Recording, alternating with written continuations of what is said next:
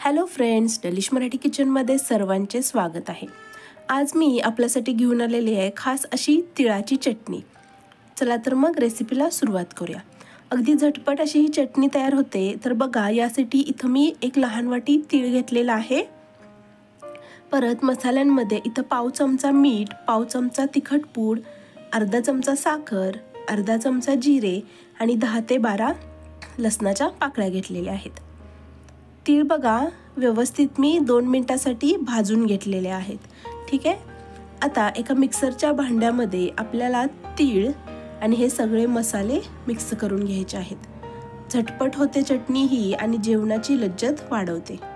बघा, आता मसाले आपण घातलेले आहेत। आता पल्स मोडवर आपल्याला थोडंसं जाडसर असं हे बारीक करून घ्यायचं आहे। हे बघा, याच्यामध्ये बघा पल्स मोडवर फिरवल्यामुळे तीळ दिसतात आणि अगदी अशी पावडर झालेली नाही। बघा, झटपट अशी आपली तिळाची चटणी रेडी आहे। रेसिपी आवडली असेल तर प्लीज लाईक करा, शेअर करा आणि सबस्क्राईब करायला विसरू नका। थँक्यू।